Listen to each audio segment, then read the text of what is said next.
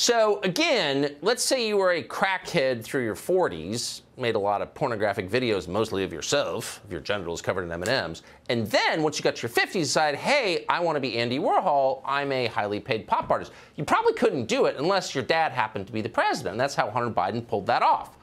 According to the New York Post, Hunter Biden has sold 5 of his finger paintings for $75,000 a piece, and now, of course, he's trying to sell more. Why wouldn't he? So Hunter Biden's art show just opened in Soho, which is a decrepit neighborhood in New York City. Miranda Devine is a highly non-decrepit columnist with the New York Post, and she attempted to visit Hunter Biden's Soho art show and live to tell the tale. Miranda Devine joins us now. Miranda, thanks so much for coming on for your intrepid reporting venture to the art show. How'd it go?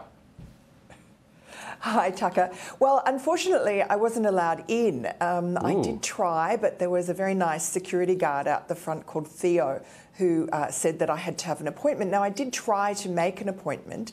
I emailed Georges Berger, who's the gallery owner, and asked if I could have one of these exclusive viewings of Hunter Biden's paintings, but unfortunately I got no response. So in the end, I went across the road to another art gallery, a very high-end art gallery called the Martin Lawrence Gallery, and there I found that they have beautiful paintings by Picasso and Marc Chagall and Roy Lichtenstein and so on, and they are cheaper. You can buy a Picasso, a signed Picasso, for $400,000, which is cheaper than Hunter Biden's $500,000 paintings. So I think possibly that the people who are paying insane prices for Hunter Biden paintings are not really doing it for the art.